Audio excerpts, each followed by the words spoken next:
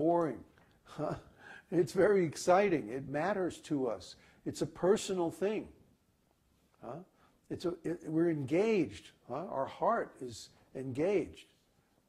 Our mind, our personality, everything. Everything is structured around this goal to attain our desired object. And what is our desired object? Krishna, the Supreme Personality of Godhead. And His service and His love. Because when we get these things, then we're going to be completely satisfied.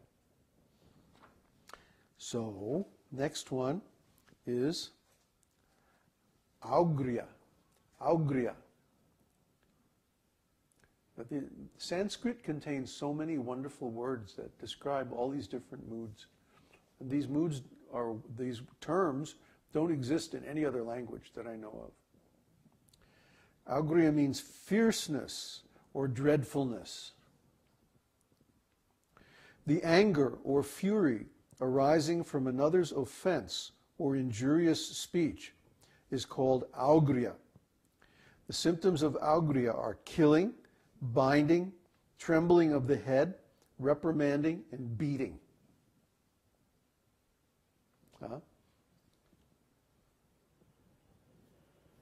Like if you don't remember these bhavas,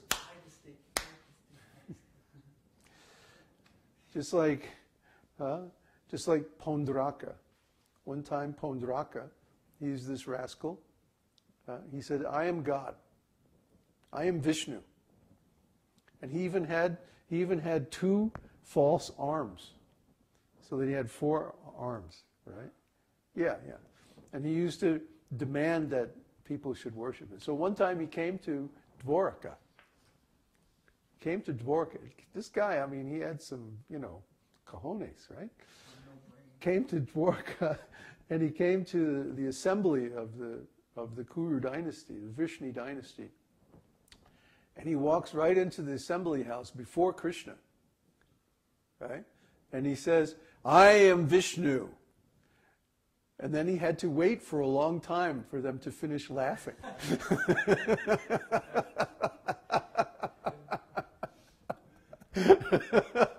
You can imagine.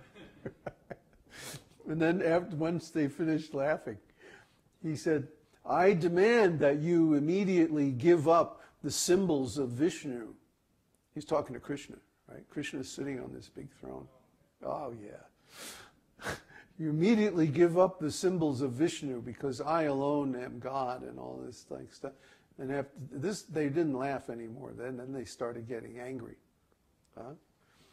And so Krishna said, oh, you mean I have to give up my Sudarshan chakra? Oh, here you go, catch.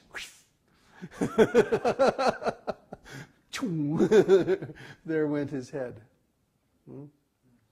So that's a good example of augriya. Then there's amarsha. Amarsha means intolerance or indignation. Intolerance arising from being rebuked or disrespected is called amarsha. The symptoms of amarsha are perspiration, trembling of the head, change of color, anxiety, seeking relief, shouting, turning the face away, and admonition. There's so many examples of this in the Vedic scriptures. I don't need to go over it. There's many, many examples, especially in Mahabharata. Asuya. Asuya means envy. The malice that arises upon seeing the good fortune and qualities of others is called asuya. The symptoms of asuya are jealousy, disrespect, accusations, projecting faults upon the qualities of others, slander, scowling, and raising the eyebrows. Boy, whenever I read that, I think about my God brothers. But this is transcendental. What's that? That's just material, isn't it? Well, yeah. But in the, for example, when Krishna heard the insults of Duryodhana, against the Pandavas, he got like this. He got full of asuya. He was ready to kill them. He was ready to destroy the whole universe. He was so mad. That was envy? Yeah. They were envious against the Pandavas. Oh, See? opposite, Yeah, they were envious against the Pandavas. And then Krishna was Augriya. He was ready to just destroy everything. Oh, he was so mad. But if someone is jealous of someone else's self-realization, is that asuya? Yes. Asuya is especially when someone is jealous of another person's good qualities. Prabhupada calls it causeless envy. But this would be still material, isn't it? No, if the person who is envied is a pure devotee, and the person envying them is envious of their self-realization and their spiritual qualities, it's actually a spiritual emotion, although it's negative. I would think that it would be only between two already self-realized souls. No, it could be mixed. Yeah? But it could be pure also. If it was like between two self-realized souls, then it would be mixed. I'm sorry, it would be pure. Like in Krishna Lila, there are many instances of this. When there's some fight between two different devotees, like All that. the Vyabhicari-bhavas are in a stage where we're not self-realized, right? It's like No, they are self-real. People can be, these vabhas can be pure, they can be mixed, or they can be material. It depends on the object and the motivation. I think we went over that before, didn't we? They could be spirit. Yeah, we did. I know we did. They can be spiritual if the object is Krishna or one of his pure devotees. They can be mixed if the person having the bhava is in material consciousness. And they can be material if it's just on the material platform. Okay? Okay, there's a couple more, and then I want to talk about other things. Chapalyam.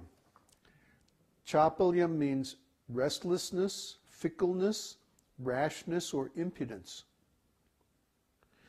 The loss of gravity or lightness of the heart that arises due to attachment or aversion is called chapalyam.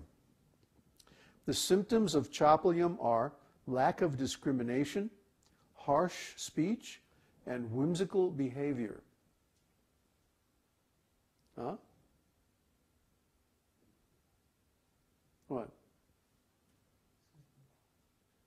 You don't like that? I don't understand. You don't understand. Ah.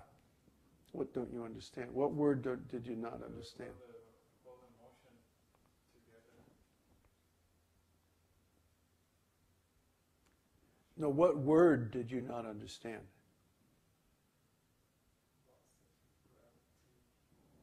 Because lightness of heart phrase. Well, what is gravity? Weight. Feeling of weight. When it comes to emotions, what is gravity? Serious. Heaviness. No, it means when someone cannot be moved. Huh?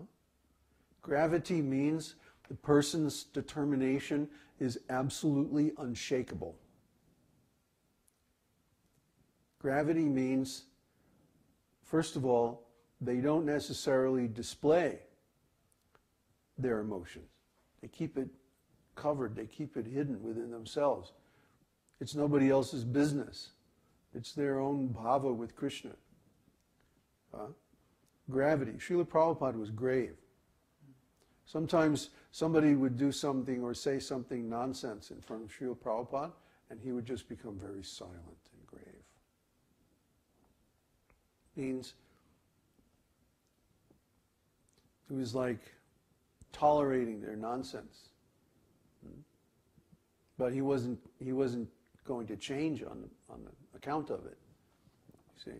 He wasn't offering it to them as a negotiable object. Oh, I feel like this. Because they were too light. Lightness of heart means instability. Lightness of heart means you can easily be moved. You can be pushed around by changing conditions in the material world. See, that's lightness of heart.